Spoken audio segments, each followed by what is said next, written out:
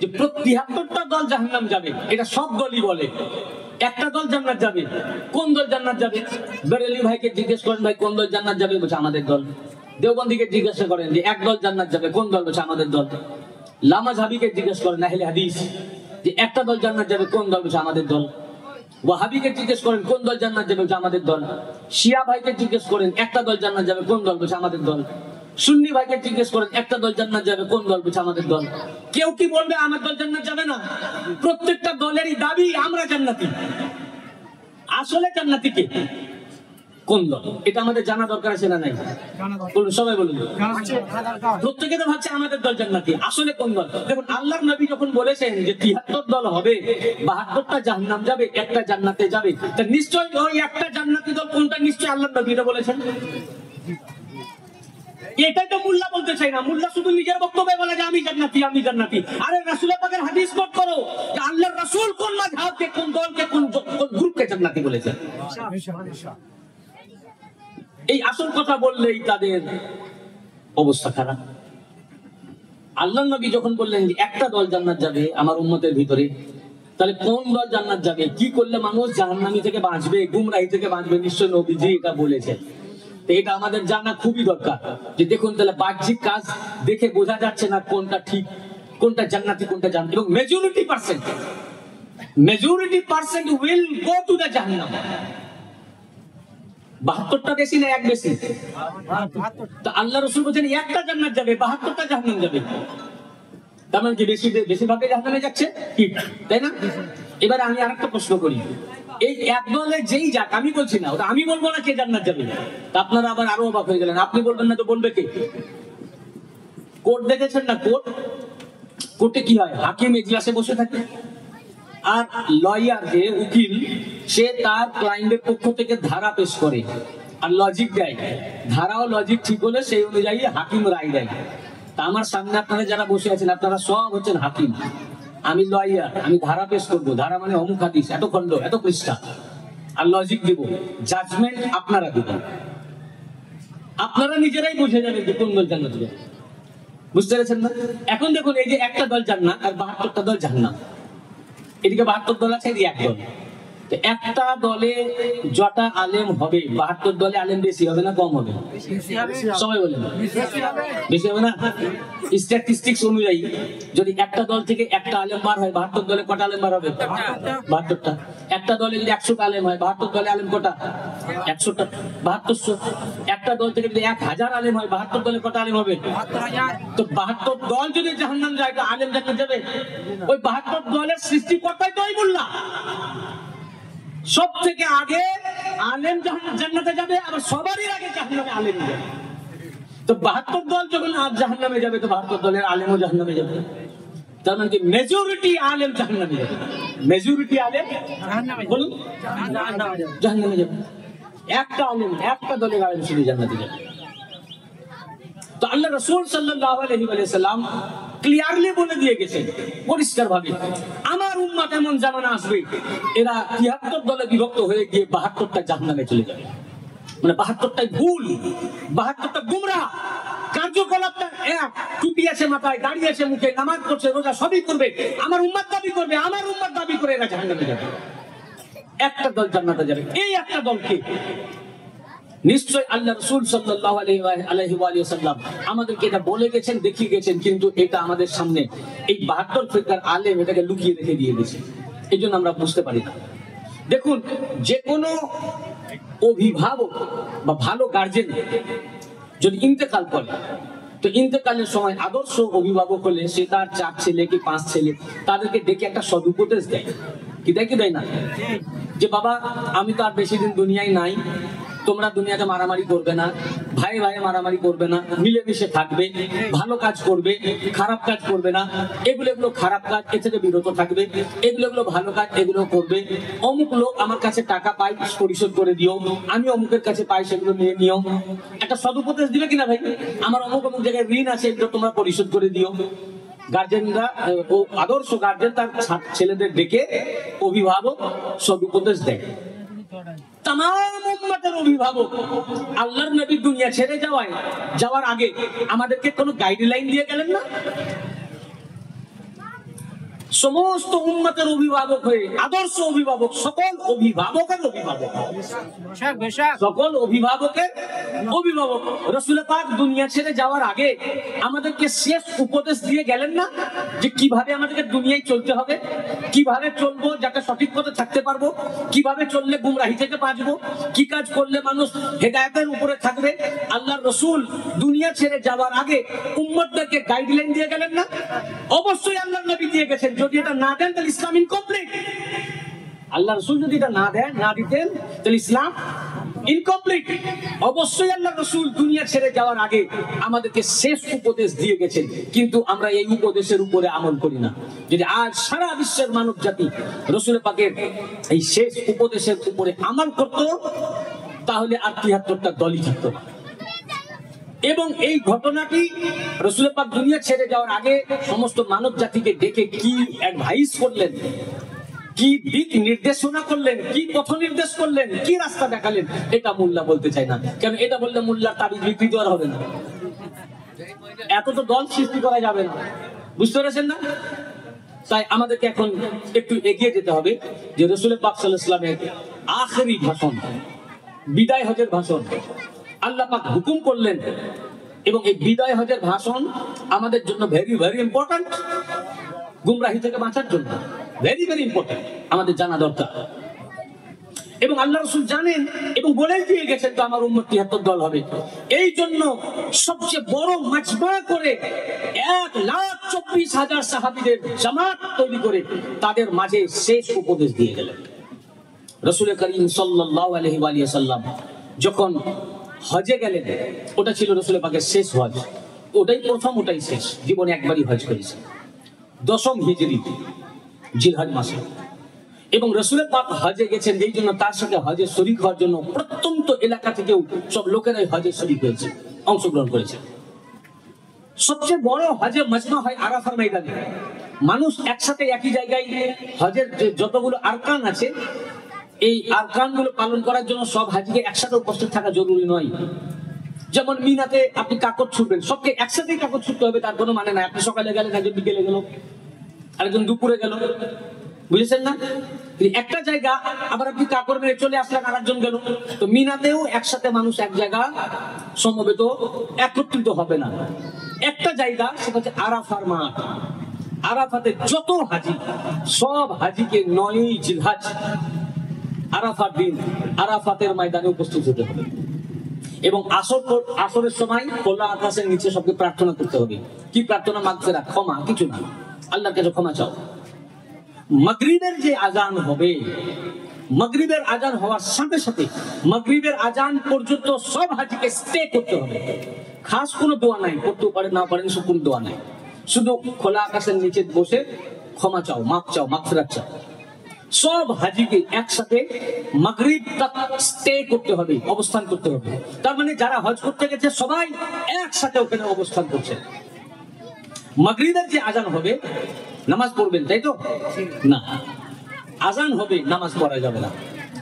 যে আজান হবে সঙ্গে সঙ্গে আরাফার ময়দান থেকে বেরিয়ে যেতে হবে। তখন আর আরাফার ময়দানে থাকাও যাবে না, আরাফার ময়দানে থাকাও যাবে না। যদি কেউ আরাফার ময়দানে অবস্থান করে ফেলে, ওখান থেকে সরে আর না যায়, চলে না যায়, হজ বাতিল। আরাফার ময়দানে মাগরিব পর্যন্ত স্টে না করলেও হজ বাতিল। আর যদি মাগরিবের আজান হয়ে যাওয়ার পর ওখানে স্টে করে যায় রাত, তাহলেও হজ বাতিল। যেই মাগরিবের আজান হলো বললেন আরাফা থেকে বেরিয়ে যাও। যেই তুমি বেরিয়ে গেলে, মুসলিম শরীফের হাদিসে পাক যে তুমি ওই রকম নিষ্পাপ হয়ে গেলে যেমন সদ্যজাত শিশু, হজ হয়ে গেল, হাজি হয়ে গেলে। এইবার মুজদালিফা চলে যান, বলে মুজদালিফায় সারা রাত ওখানে থাকতে হবে। মুজদালিফায় যখন পৌঁছলেন, রাত ৮টা হোক, ৯টা হোক, 10টা হোক, যটাই পৌঁছবেন, পৌঁছে প্রথমে মাগরিবের নামাজ আদা করবেন। কাজা নয়, ওটা কাজা হবে। মাগরিবের নামাজ পড়বেন, সালাম ফেরানোর পর দাঁড়িয়ে আবার এশা পড়বেন একসাথে, মাগরিবে যা এশা একসাথে করবেন। এই যে সবচেয়ে বেশি জামাত কোন জায়গায়? আরাফার ময়দানে। আরাফার ময়দানে আল্লাহ রাসূল সাল্লাল্লাহু আলাইহি ওয়া সাল্লাম ওই বিদায় হজের ভাষণ দিয়েছিলেন, খুতবা। যেহেতু আল্লাহর নবীজি খুতবা দিয়েছিলেন, এই জন্য খুতবা দেওয়া ওয়াজিব রয়েছে। প্রত্যেক বছর হজের সময় আরাফার ময়দানে খুতবা দেওয়া হয়। আল্লাহর নবী জানেন এটাই আমার শেষ হজ, ওটা ১০ম হিজরির ৯ই জিলহজ। তারপরেই জিলহজ, উনি মদিনা শরীফ ফিরে আসলেন। জিলহজের পরের মাসটা নতুন বছর আসলো 11 হিজরি মুহররম, তারপরে হচ্ছে মুহররমের পর সফর, তারপরে রবিউল আউয়াল 3 মাস। রবিউল আউয়ালে উনি বেসালে পাক লাভ করলেন, পর্দা নিলেন। তার মানে ওনার বেসালে আগে 3 মাস আগে আরাফার ময়দানে জোহরের ওয়াক্তে সকল সাহাবীদেরকে একত্রিত করে একটি খুতবা দিয়েছিলেন। আমি যখন 2017 সালে প্রথম হজে যাই, তো হজে যখন আমি গেলাম, তারপরে উমরা করেছি 2019-এ, তো তখন আমাদেরকে যে হজ গাইড থাকে তারা বিভিন্ন এই জায়গাগুলো আগে দেখিয়ে দেন, যাতে আমাদের হজ করতে হজের টাইম যখন হবে তো সুবিধা হয়। তো আরাফার ময়দানে যখন উনি আসলেন, উনি উর্দু ভাষী ছিলেন, ইন্ডিয়ান কি ইন্ডিয়ানই। তো তিনি বলতে লাগলেন যে এটা আরাফার ময়দান, এটা মসজিদে নামিরা, এটা অমুক, এটা অমুক। তারপরে বললেন এটা জাবালে রহমাত, এখানে আদম আলাইহিস সালামের দোয়া কবুল হয়েছিল। এইখানেই রাসূল পাক দাঁড়িয়ে খুতবা দিয়েছিলেন, আপনাদেরও হজের দিনের খুতবা হবে, আপনারা খুতবা মসজিদে প্রবেশ করতে সবাই পারবেন না, লক্ষ লক্ষ হাজি, আপনারা যে যেখানে থাকবেন সেখান থেকে খুতবা শুনবেন। আমি ওনাকে জিজ্ঞাসা করলাম যে ভাই, এই খুতবাটা কি জন্য? তো বলে এটা আল্লাহ রাসূল খুতবা দিয়েছিলেন, এই জন্য এটা হজের খুতবা। আল্লাহর নবী হজের খুতবা দিয়েছিলেন, এই জন্য এটা হজের খুতবা। তো আমি জিজ্ঞেস করলাম, ভাই আল্লাহ রাসূল হজে কি খুতবা দিয়েছিলেন? তো বললে এটা তো জানা নেই। তো আমি বললাম যে আপনি যদি ইজাজত দেন আমি কি বলতে পারি, এটা জামে তিরমিজিতে হজের খুতবা আছে। তো আলহামদুলিল্লাহ, আমাদের জানা হবে। তখন আমি খুতবাটা শোনালাম, আপনারাও শুনুন। আল্লাহ রাসূল সাল্লাল্লাহু আলাইহি ওয়া সাল্লাম উনি জানেন আমার পর, ওনার পরে পরে সাহাবীরাও মতবিরোধে লিপ্ত হবে, গুমরা হয়ে যাবে, মানুষ শতগ্রস্ত হয়ে যাবে, 73 দলের সৃষ্টি হবে, যাতে মানুষ এই 73টা দল থেকে বাঁচতে পারে, মানুষ যাতে গুমরাহি থেকে বাঁচতে পারে। তাই আল্লাহ রাসূল ওনার জীবনের সবচেয়ে বড় মাজমা হচ্ছে এইটাই।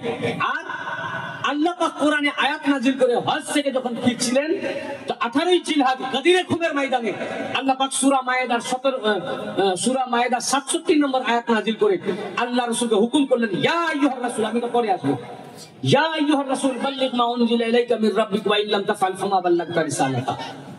হে আমার রাসূল, যেটা আপনার প্রতি অবতীর্ণ করা হয়েছে সেটা আপনি পৌঁছে দেন, আর যদি আপনি এটা না পৌঁছান আল্লাহর রিসালাতের কিছুই আপনি পৌঁছালেন না। এটা গদিরে খুমের ময়দানে এই আয়াত নাজিল হয়েছিল, তখন ওখানে একটি ভাষণ দিয়েছিলেন। এই দুই জায়গায় রাসূলের পাকের সারা জিন্দেগিতে সবচেয়ে বড় মাজমা, এবং আমাদেরও জিন্দেগিতে কোনো জলসায় এত মাজমা হয় না। হয় 1 লাখ লোক হয়, 50,000ই হয় না। আর সেই জামানায় রাসূলের পাক 1,24,000 সাহাবায়ে কেরামকে একত্রিত করলেন আরাফার ময়দানে। তিরমিজি শরীফ 2য় খণ্ড 219 পৃষ্ঠা, দারুল উলুম দেওবন্দ প্রিন্ট, কোনটি? দারুল উলুম দেওবন্দ প্রিন্ট, তিরমিজি শরীফের 2য় খণ্ডের 219 পৃষ্ঠায় হাদিসের রাবি জাবের ইবনে আব্দুল্লাহ আল আনসারী রাদিয়াল্লাহু আনহু, এবং জাবের ইবনে আব্দুল্লাহ আনসারী রাদিয়াল্লাহু আনহু ছাড়াও এই হাদিস আরো অনেক সাহাবী রওয়ায়াত করেছেন। কে কে? এই হাদিস হযরত যায়েদ বিন আরকাম রাদিয়াল্লাহু আনহু, হযরত আবু যার গিফারি রাদিয়াল্লাহু আনহু, হযরত আবু সাঈদ খুদরি রাদিয়াল্লাহু আনহু, হযরত হুযায়ফা বিন উসাইদ রাদিয়াল্লাহু আনহু, হযরত খুযাইমা বিন সাবিত রাদিয়াল্লাহু আনহু, হযরত যায়েদ বিন সাবিত রাদিয়াল্লাহু আনহু, হযরত সাহাল বিন সাদ আস-সাঈদ রাদিয়াল্লাহু আনহু, হযরত জুবাইর রাদিয়াল্লাহু আনহু, হযরত আমির বিন লাইলা রাদিয়াল্লাহু আনহু, হযরত আব্দুর রহমান বিন আউফ রাদিয়াল্লাহু আনহু, হযরত আব্দুল্লাহ ইবনে আব্বাস রাদিয়াল্লাহু আনহু, হযরত আব্দুল্লাহ ইবনে ওমর রাদিয়াল্লাহু আনহু, হযরত আদি বিন হাতিম রাদিয়াল্লাহু আনহু, হযরত উকবা বিন আমির রাদিয়াল্লাহু আনহু, এবং খোদ মাওলা আলীউল মুরতাজা আলাইহিস সালাম এই হাদিস রওয়ায়াত করেছেন।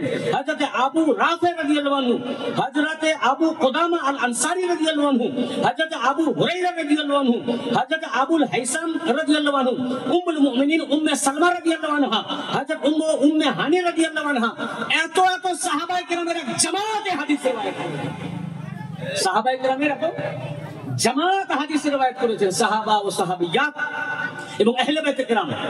এবং জাবের ইবনে আব্দুল্লাহ আল আনসারী রাদিয়াল্লাহু আনহু বলেন যে হজের দিনে আমি দেখেছি রাআইতু রাসূলুল্লাহ সাল্লাল্লাহু আলাইহি ওয়া সাল্লাম আলা নাকাতিল কাসওয়া, তিরমিজি শরীফ দ্বিতীয় খণ্ডের 219 পৃষ্ঠা। আজ মসজিদে নমিরা তৈরি করা হয়েছে, সেখানে মিম্বারের উপরে দাঁড়িয়ে হজের ইমাম সাহেব হজের খুতবা দেন। তখন মসজিদে নমিরা ছিল না, মিম্বারও ছিল না। রাসূল পাক তার নাকায়ে কাসওয়া নামক যে উটনি, সেই উটনির পিঠের উপরে উনি উঠে খুতবা দিলেন। উনি বলেন, আমি রাসূল পাককে এই উটের উপরে দেখেছি ফি হাজ্জাতিহি, তার হজের সময়। রাসূল পাক হজের সময় বললেন ইয়াকুলু, আল্লাহর নবী বললেন সামিতুহু, আমি নিজের কানে উনার থেকে শুনেছি। আল্লাহ রাসূল বলেছে ইয়াকুলু ইয়া আইয়ুহান নাস, আয় মানব জাতি, ইয়া আইয়ুহান নাস ইন্নী তারাকতু ফীকুম মান ইন আখাযতুম বিহি লান তাদিল্লু কিতাবুল্লাহি ওয়া ইতরাতি আহলু বাইতি। আয় মানব জাতি, 1,24,000 সাহাবীদের মাজমা, তাদের মাঝে দাঁড়িয়ে হাজের খুতবা দিতেছেন। আয় মানব জাতি, আমার পর যাতে তোমরা গুমরাহ না হও, পথভ্রষ্ট না হয়ে যাও, জাহান্নামী না হয়ে যাও, তাই আমি দুনিয়া ছেড়ে চলে যাব। দুনিয়া ছেড়ে চলে যাওয়ার আগে আমি তোমাদের মাঝে দুইটি গুরুত্বপূর্ণ জিনিস ছেড়ে যাচ্ছি। একটি কিতাবুল্লাহ, একটি আল্লাহর কিতাব কোরআন। দ্বিতীয়টি ওয়া ইতরাতি আহলু বাইতি, দ্বিতীয়টি আমার ইতরাত, আমার আহলে বাইত। যতক্ষণ পর্যন্ত তোমরা এই দুইটি কোরআন এবং আমার আহলে বাইত পাককে আখাযতুম বিহি, মজবুতির সাথে ধরে রাখতে পারবে, লান তাদিল্লু, কখনো পথভ্রষ্ট হবে না। সাহাবায়ে কেরামকে বললেন, আমি ব্যাখ্যা পরে আসি। এই যে আল্লাহর নবী বললেন দুটো জিনিস রেখে গেলাম, শেষ উপদেশ দিয়ে গেলেন, আমি চলে যাচ্ছি, রেখে যাচ্ছি দুই। রেখে যাচ্ছি কয়? দুই। এক কিতাবুল্লাহ, আল্লাহর কিতাব কোরআন, আরেকটি আমার ইতরাত, আমার আহলে বাইত। এই যে দুটো বললেন কেন? এই জন্য যে কোরআন ও কিয়ামত তক থাকবে, আহলে বাইত পাকও কিয়ামত পর্যন্ত থাকবে। একটাকে আমরা ধরলাম, আহলে বাইতকে ছেড়ে দিলাম। এই যে দুটো জিনিস বললেন, কোরআন আর আমার আহলে বাইত। কোরআন তো আমরা সব জানি নাকি, সবারই বাড়িতে কোরআন আছে। দ্বিতীয়টি যে বললেন, এটা কি জিনিস? আমি একবার মুর্শিদাবাদ জেলার লালগোলা থানায় আমি ওয়াজ করছিলাম, লালগোলা বা ভগবানগোলা থানার আন্ডারে মনে হয় এটা। তো আমি যখন এই হাদিস শরীফটি আমি বলেছি, তো এক বৃদ্ধ মানুষ উঠে দাঁড়ালেন, দাঁড়িয়ে বললেন যে ভাই, আপনি যে বললেন কোরআন আর আহলে বাইত, কোরআন তো জানি আমাদের বাড়িতেই আছে, কিন্তু আহলে বাইত এই কিতাবটার নাম তো শুনিনি, দেখিওনি চোখে। উনি ভাবছেন আহলে বাইত এটা একটা কোনো পুস্তক, বুঝতে পেরেছেন? কোরআন যেমন একটা পুস্তক। তা আমিও খুব মজা পেলাম, যে আমি বললাম ভাই এই কিতাবটা দেখেননি? বললেন না। আমি বললাম যে ভাই আপনি কোরআন পড়েছেন, কতবার কোরআন খতম করলাম? কোরআনে এই আহলে বাইত এই শব্দ পাননি। বলি তা তো আমি তো কোরআনে হাফেজ না, তো আমার মনে নাই। জালসা কত শুনেছেন? জালসা? বলে অনেক জালসা শুনেছি আমার এই জীবনে, আমার বয়স হয়ে গেছে। বলেন আমি কতগুলো চিল্লা দিয়ে দিলাম, কিন্তু সব চিল্লাতে বগলে কোরআন থাকে, কিন্তু ওই যে আরেকটা কি বইয়ের নাম বললেন, ওই বইটা তো চোখে দেখি পুরো ও চিল্লাটা গিয়েও শুনিনি। তা বললাম ভাই আপনি ওয়াজ শুনলেন, এত জলসা শুনে কোনো জলসা তো আহলে বাইত নাম শুনেননি? তো বললেন যে না, আমি কোরআনে আহলে বাইত পাননি। বললেন যে তা তো বলতে পারছি না, আমার তো মুখস্থ নাই, কিন্তু কোরআন তো পড়ি। দেখুন কোরআন পাক সূরা আল আহজাব 22 পারা 33 নম্বর আয়াত। কত নম্বর আয়াত? 33 নম্বর আয়াতে আল্লাহ পাক লফজে আহলে বাইত ব্যবহার করেছেন। বলেছেন ইন্নামা ইউরিদুল্লাহু লিইউযহিবা আনকুমুর রিজসা আহলাল বাইত ওয়া ইউতাহহিরাকুম তাকীরা। আছে না আহলে বাইত? এই যে আমি কোরআন তেলাওয়াত মানে না বুঝে, কিন্তু কোরআন তেলাওয়াত করতে কি আহলে বাইত শব্দ পেলেন না? জি জি।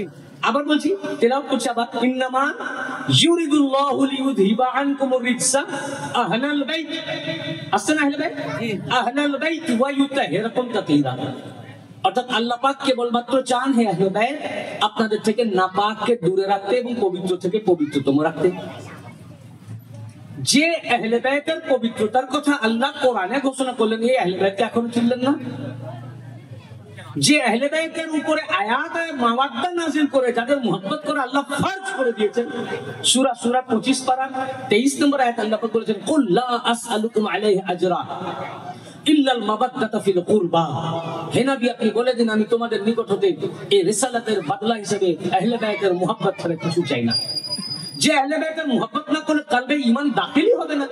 ইমাম তিরমিজি রওয়ায়াত করেছেন লা ইয়াদখুলু, তিরমিজি শরীফ দ্বিতীয় খণ্ডের 217 পৃষ্ঠা, 217 পৃষ্ঠা, লা ইয়াদখুলু কলবা, আল্লাহ রাসূল কসম করে বলেছেন আল্লাহ ওয়াল্লাযী নাফসি বিয়াদিহি লা ইয়াদখিলু কলবা রাজুলিল ঈমান হাত্তা ইউহিব্বুকুম লিল্লাহি ওয়া লিকারাবাতি।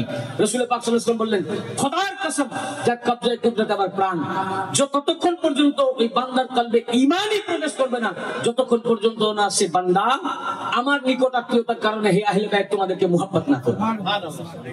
যে আহলে বাইতের, আমি ওনাকে বললাম যে আহলে বাইতের পবিত্রতার কথা আল্লাহ কোরআনে ঘোষণা করেছে, কোরআন পাকে আয়াত নাজিল করে যাদের মুহাব্বত করাকে আল্লাহ পাক ফরজ করে দিয়েছেন, যে আহলে বাইতের মুহাব্বত না করলে কলবে ঈমানই দাখিল হবে না, সেই আহলে বাইত পাককে চেনা তো দূরের কথা, জানা তো দূরের কথা, আপনি নামই শুনেন নাই। তাহলে আমি ওয়াজ কোথায় করতে এসেছি? মুমিনদের মাঝে না মুনাফিকদের মাঝে? ওখানে আমি বললাম এতগুলো চিল্লা দিয়ে দিলেন, আর যাদের মুহাব্বতে ঈমান আপনি বলছেন এটা কেমন কিতাব, নামই শুনলেন না। এ হচ্ছে ভাই মুসলমান। কোরআন পাকে আল্লাহ পাক যাদের মুহাব্বতকে ফরজ করলেন তাকেই ছিলেন না। আমরা একটু আহলে বাইতের পরিচয় আগে দিয়ে দিই। এই আহলে বাইত পাক নিয়েও মতভেদ। এই আয়াত পাক যখন অবতীর্ণ হলো, ইন্নামা ইউরিদুল্লাহু লিইউযহিবা আনকুমুর রিজসা আহলাল বাইতি ওয়া ইউতাহিরাকুম তাতহীরা। আল্লাহ পাক কেবলমাত্র চান আহলে বাইত আপনাদের থেকে সমস্ত প্রকার নাপাককে দূরে রাখতে এবং পবিত্র থেকে পবিত্রতম রাখতে। এই যে আয়াত পাক নাজিল হলো, মন দিয়ে শুনবেন, পিছনে তাকাবেন না, বুঝতে পারবেন না। বুঝতে না পারলে আমাকে বলুন, পিছন দিকে নয়, যে আমি এটা বুঝতে পারলাম না। এক নম্বর কথা। দুই নম্বর কথা হচ্ছে যে যদি আপনার, আমি যে পেজ পৃষ্ঠা বলছি কিতাব, যদি কোনো আলেম শুনে থাকেন মিলিয়ে দেখেন, যদি কেতাবে না পান আপনি সঙ্গে সঙ্গে স্টেজে সামনে বলুন কেতাবে পাচ্ছি না, কেতাব নিয়ে আসুন, আমি খুলে দেখে দেবো। আপনি পড়ে লোককে শুনিয়ে দিবেন, আমি বলে চলে যাব আর আমি কেতাব দেখাবো না, এটা আমি চাই, এটা নয়। আপনি কেতাব নিয়ে আসবেন, এনে বলবেন আপনি যেটা বলেছেন খুঁজে পাচ্ছি না, দেখিয়ে দেন, আমি বার করে দেবো। আমি যেটা পড়ছি আবার আপনার লোককে পড়ে শুনে দিবেন। এগুলো নারা আরবি, জাবার জেরবিহীন। বুঝতে পেরেছেন না? কোনো ঝামেলা ঝগড়াঝাটি ব্যাপারই নাই। বেরেলি হন, দেওবন্দি হন, ওয়াহাবি হন, লামজাম, সব আমার ভাই, সবকে আমি ডাকি, আমার মঞ্চে আমি সবকে আহ্বান করি। কিন্তু তাদের মাঝেও যদি আমি না বলি তাহলে তাদের সত্য কিভাবে পৌঁছাবে মানুষের কাছে? কাজেই আপনারা কোনো বিদ্বেষ ধারণা না রেখে মনোযোগ দিয়ে শুনুন। যদি কোনো হাদিস আমি বলছি খুঁজে না পান, কিতাব নিয়ে আমার কাছে আসুন, আমি পেজ বার করে দিব, আঙুল দিয়ে দেখিয়ে দিব, লোককে শুনিয়ে দিবেন কিতাবে আছে কিনা। থাকার পরেও কেউ কিতাব না মানে, লা ইকরাহা ফিদ্দীন, ধর্মে কোনো জবরদস্তি নাই, মানা না মানা আপনার ব্যাপার। কেউ যদি কোরআন না মানে তা আমি কি বলবো? বুঝতে পেরেছেন না? তো এই যে আয়াত পাক আল্লাহ পাক নাযিল করলেন, সূরা আহজাব 22 পারা 33 নম্বর আয়াত, ইন্নামা ইউরিদুল্লাহু লিইউযহিবা আনকুমুর রিজসা আহলাল বাইতি ওয়া ইউতাহিরাকুম তাতহীরা। আল্লাহ পাক কেবলমাত্র চান আহলে বাইত আপনাদের থেকে নাপাককে দূরে রাখতে এবং আপনাদেরকে পবিত্র থেকে পবিত্রতম রাখতে। এই আহলে বাইত পাককে, এই যে বলেন দুটো জিনিস রেখে গেলাম, কোরআন আর আহলে বাইত। আহলে বাইতকে আল্লাহর নবী জানেন এই আহলে বাইতের ব্যাপারে মতবিরোধ সৃষ্টি করবে। কেউ বলবে ইনি আহলে বাইত, কেউ বলবে উনি আহলে বাইত, কেউ বলবে ইনি আহলে বাইত নন, কেউ বলবে আমিও আহলে বাইত। বুঝতে পেরেছেন না? তো আহলে বাইতটা কার? নবীজি। বলুন আহলে বাইত কার? তো আল্লাহর রাসূলের আহলে বাইত। তো আহলে বাইত, উনার আহলে বাইত কারা কারা, এটা আল্লাহর রাসূল বেশি ভালো জানবেন না মোল্লা জানবে? আল্লাহর রাসূল। আমার ফ্যামিলি কে কে, এটা আমি বেশি জানবো না আমার বন্ধু বেশি জানবে? আপনি জানেন। আমার ফ্যামিলিতে কয়জন আছে, কে কে আমার ঘরওয়ালা, আমি বেশি ভালো বুঝবো না আমার বন্ধু বেশি ভালো বুঝবে? তো রাসূল পাকের আহলে বাইত, উনার ঘরওয়ালা কারা, যাদের থেকে আল্লাহ পাক নাপাকিকে দূরে রেখেছেন। তো নবীজির আহলে বাইত নবীজি জানবেন না মোল্লা জানবেন? বলুন, সবাই বলুন, সবাই বলুন, কে জানবে? তো নবীজিকে জিজ্ঞাসা করতে হবে, ইয়া রাসূলুল্লাহ আপনার আহলে বাইত কারা, যাদের থেকে আল্লাহ পাক নাপাকি দূরে রেখেছেন? আপনি বলে দেন, আপনি দেখিয়ে দেন। আমরা কোনো মোল্লার কথা শুনবো না, শুনবো রাসূলুল্লাহর কথা। কি কার কথা? রাসূল পাক যাকে বলবেন আহলে বাইত সে আহলে বাইত, যাকে বলবেন না ও আহলে বাইত না। মোল্লা নতুন একটা ভ্যাঙ্গাতি সৃষ্টি করছে। বুঝতে পেরেছেন? মোল্লার হাদিস নয়, হাদিস রাসূলুল্লাহ। এই আয়াত পাক যখন নাযিল হলো, আল্লাহ রাসূল জানেন যে আল্লাহ পাক যাদের থেকে নাপাককে দূরে রেখেছেন এই আহলে বাইত নিয়ে বিতর্ক সৃষ্টি করবে। তাই আয়াত পাক নাযিল হওয়ার সাথে সাথে আল্লাহর নবী শুধু জবানে বলেননি, প্র্যাকটিক্যাল ডেকে ডেকে চাদরের মধ্যে ঢেকে নিয়ে দেখিয়ে দিয়েছেন এরাই আমার আহলে বাইত।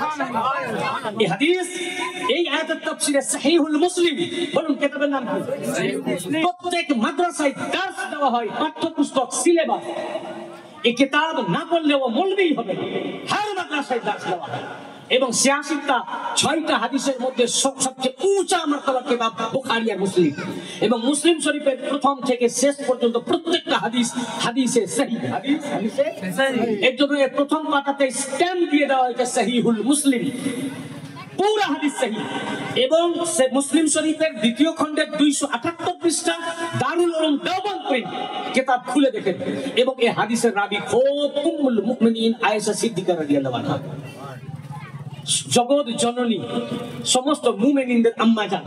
বলুন, এই সমস্ত মুমিনিনদের আম্মা জান হযরত আয়েশা সিদ্দিকা রাদিয়াল্লাহু আনহা এই উম্মুল মুমিনিনের riwayat নেবেন না মুন্নার riwayat নেবেন? উম্মুল মুমিনিন তিনি পর্যন্ত বলেছেন কি, মুসলিম শরীফ ছাড়াও এই হাদিস, এই আয়াতের তাফসীরে আল্লামা জালালউদ্দিন সুয়ুতি তাফসীরে দুররে মনসুর আল কাহিরা মিশর প্রিন্ট ১২তম খণ্ডের ৩৮ থেকে ৩৯ পৃষ্ঠা, তাফসীর আত-তাবারি সবচেয়ে পুরনো তাফসীরের কিতাব এবং সহিহ সনদের সাথে উনি উল্লেখ করেছেন তাফসীর তাবারি, বেইরুত প্রিন্ট ২য় খণ্ডের ১১ পৃষ্ঠা, মুসান্নাফ ইবনে আবি শাইবা, ইমাম বুখারীর উস্তাদ ইবনে আবি শাইবা তার মুসান্নাফে ৯ম খণ্ডের ৫১৩ পৃষ্ঠা, হাদিস নম্বর ৩২৭৬৫।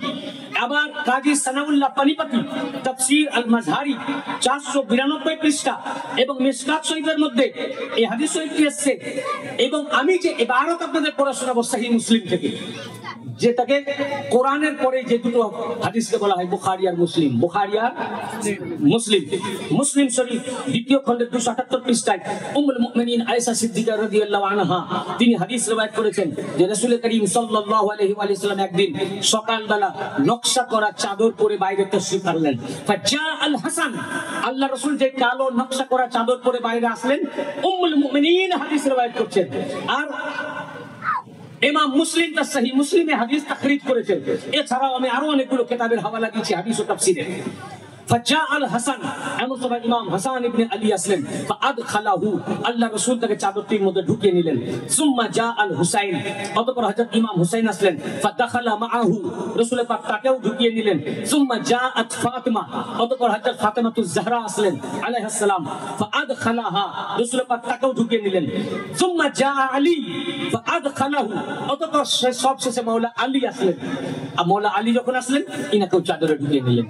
কে কে হলেন? কয়জন হলেন? ৫। রাসূল পাক তো আগেই চাদরে ছিলেন, চাদরটা তো পরে আছেন নাকি? তো চাদরে রাসূল পাক আছেন।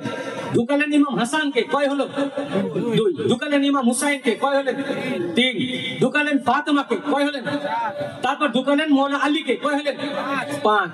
পাঁচটান, পাঁচটা দেও। পাঁচ মানে পাঁচ, পাঁচ মানে আরবিতে ফার্সি, পাঁচ হচ্ছে ফার্সি কথা, পাঁচ হচ্ছে।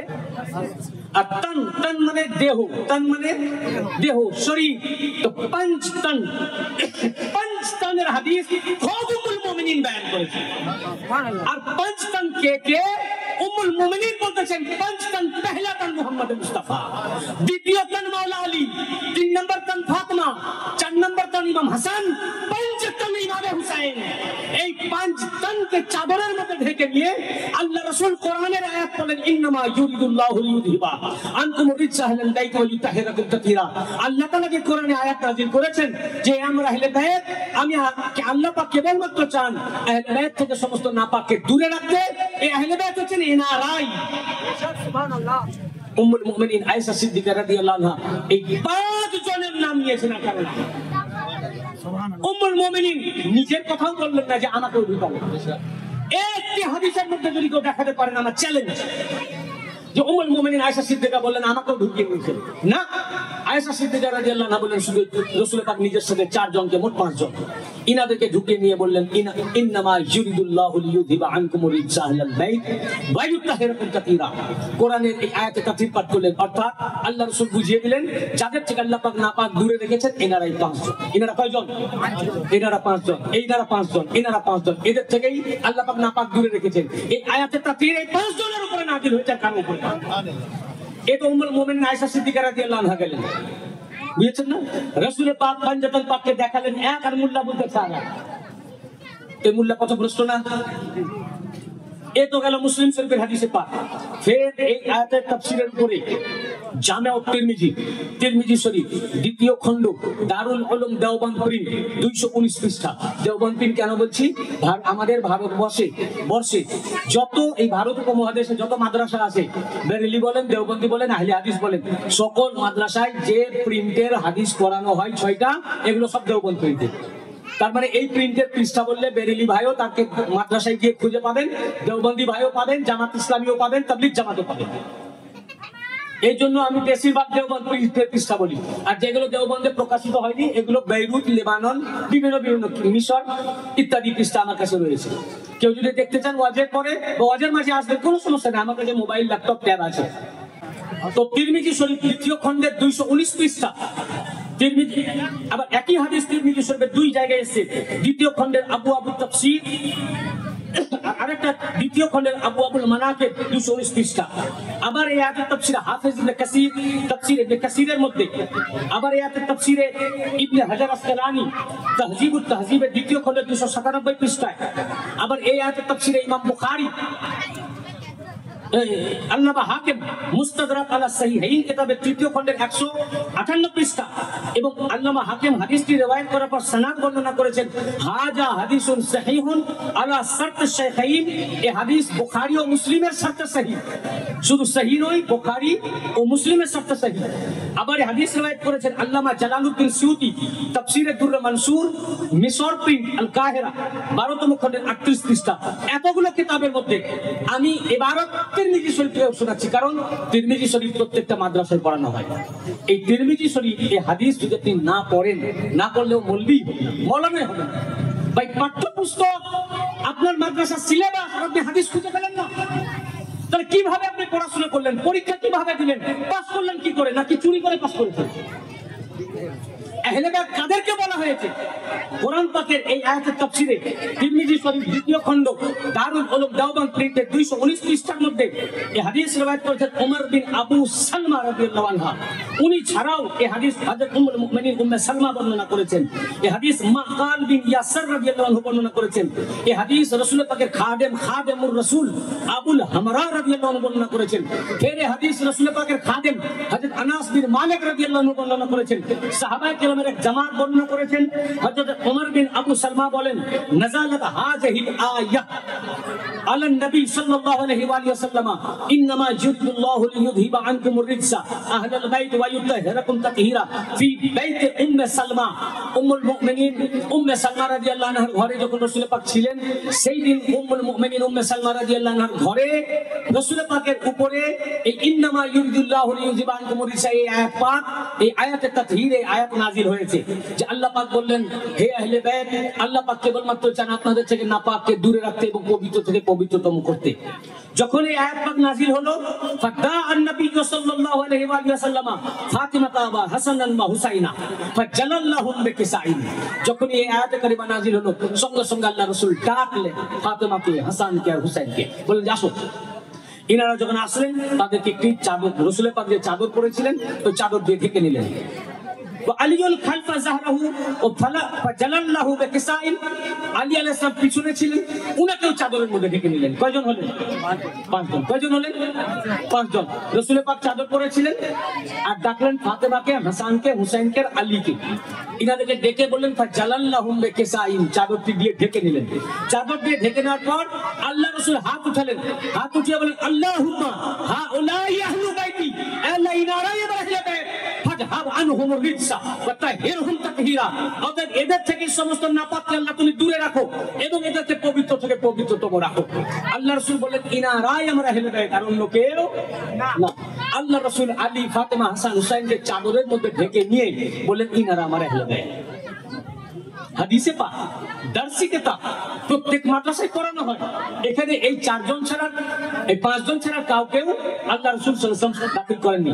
হাদিস শরীফ এখানে কিন্তু শেষ হয়নি। যখন ইনাদেরকে ডেকে নিয়ে বলেন ইনারা আমার আহলে বাইত, তখন উম্মুল মুমিনিন উম্মে সালমা রাদিয়াল্লাহু আনহা তিনি বললেন, ইয়া রাসূলুল্লাহ ওয়া আনা মাআহুম, আমিও তো আপনার ঘরওয়ালি, আমিও তো আপনার স্ত্রী, তাহলে আমিও এই ইনাদের ভিতরে রয়েছি।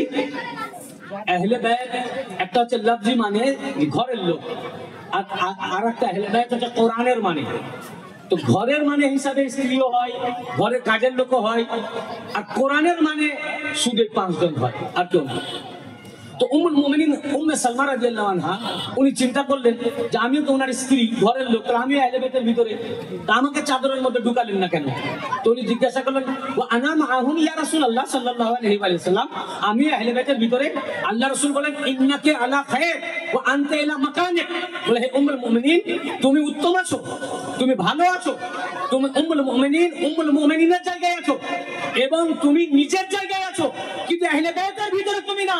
আহলে বাইত শুধু 4 জনই, আলী, ফাতেমা, হাসান। নারে তাকবীর, নারে রিসালাত, নারে হায়দারি, নারে হায়দারি, নারে হায়দারি। हदीस सही और ये अहले तशय्युअ की किताब नहीं, ये सारे की सारे अहले सुन्नत की किताब है। और हर मदरसा में दर्स दिया जाता है कि बरेलवी, देवबंदी, वहाबी, लामज़हबी, जमात इस्लामी, तबलीग जमात, हर मदरसा हदीस कुरान হয় যে রাসূল পাক সাল্লাল্লাহু আলাইহি ওয়াসাল্লাম উম্মুল মুমিনিন জিজ্ঞাসা করলেন, আমি কি আহলে বাইতের ভিতরে নয়? আল্লাহ রাসূল বলেন, ক্বালা আনতা আলা মাকানিক ওয়া আনতা ইলা খায়র, তুমি তোমার জায়গায় আছো, উম্মুল মুমিনিনের জায়গায় আছো, সমস্ত উম্মতের মা, মুমিনিনদের আম্মাজানের জায়গায় আছো, তুমি খায়ের আছো, ভালো আছো, উত্তম আছো, আহলে বাইতের ভিতরে নয়। আল্লাহর রাসূল উম্মুল মুমিনিনদেরকে, নিজের স্ত্রীকে আহলে বাইতের ভিতরে শামিল করেন নাই, তো অন্য লোক কি করে আহলে বাইতের ভিতরে ঢুকবে? কিতাব পড়ো, কিতাব পড়ো, লেখাপড়া নাই আর মাইক্রোফোন ধরে নিয়েছে। বুঝতে পেরেছেন না? আহলে বাইত পাক ইনারাই, ये वलीउल्लाह की बात नहीं, ये ऐलान मोहम्मद मुस्तफा है सल्लल्लाहु अलैहि वसल्लम। बेशक ये अहले बैत শুধু ইনারাই, আলী, ফাতেমা, হাসান আর হুসাইন, বলে ইনারাই আমার আহলে বাইত। এবং শুধু তাই নয়, এই আয়াত পাক যখন নাজিল হলো, ইন্নামা ইউরিদুল্লাহু লিইউযহিবা আনকুম রিজসা আহলাল বাইত ওয়া ইউতাহিরাকুম তাতহীরা, এই আয়াতটার জন্য নাজিল হলো। তো এই আয়াতের তাফসিরে আল্লামা জালালউদ্দিন সুয়ুতি তাফসিরে দুররা মানসুরের মধ্যে ৫ম খণ্ডে ৫৬৩ পৃষ্ঠায়, হাফেজ ইবনে কাসির তার তাফসিরে ইবনে কাসিরের মধ্যে, ইবনে হাইয়ান তাবাকাতুল মুহাদ্দিসিনের ৩য় খণ্ডে ৩৮৪ পৃষ্ঠার মধ্যে, ইমাম তাবরানী হাদিসের কিতাব মুজামুল আওসাত ৩য় খণ্ডে ৩৮০ পৃষ্ঠার মধ্যে, আবার ইমাম তাবরানী মুজামুস সাগীর ১ম খণ্ডে ২৩১ পৃষ্ঠার মধ্যে, এতগুলো কিতাবের মধ্যে হাদিস রাওয়ায়াত করেছেন রাবি রাসূল পাকের সাহাবী আবু সাঈদ খুদরি রাদিয়াল্লাহু আনহু। তিনি বলেন, আন আবি সাঈদিল খুদরি ফি কাউলিহি তাআলা ইন্নামা ইউরিদুল্লাহু লিইউযহিবা ইলা আখিরিল আয়াহ ক্বালা নাযালাত ফি খামসা ফি রাসূলিল্লাহি সাল্লাল্লাহু আলাইহি ওয়াসাল্লাম ওয়া আলী ইবনে ফাতিমা ওয়াল হাসান ওয়াল হুসাইন। আবু সাঈদ খুদরি রাদিয়াল্লাহু আনহু বলেন যে আয়াতে পাক ইন্নামা ইউরিদুল্লাহু লিইউযহিবা আনকুম রিজসা, এই যে আয়াত শেষ পর্যন্ত আল্লাহ পাক বলেছেন, হে আহলে বাইত, আমি তোমাদের থেকে সমস্ত নাপাককে দূরে রাখতে চাই এবং পবিত্র থেকে পবিত্রতম রাখতে চাই। এই আয়াত পাক কেবলমাত্র 5 জনের উপরে নাযিল হয়েছে, তারা হচ্ছেন মুহাম্মদ মুস্তাফা সাল্লাল্লাহু আলাইহি ওয়াসাল্লাম, আলী, ফাতেমা, হাসান আর হুসাইন, আর কেউ না। এবং শুধু তাই নয়, যায়েদ বিন আরকাম রাদিয়াল্লাহু আনহু থেকে হাদিস বর্ণিত, কে? হযরত যায়েদ বিন আরকাম, তিনি বর্ণনা করেন যে এই হাদিসে পাক সহিহুল মুসলিম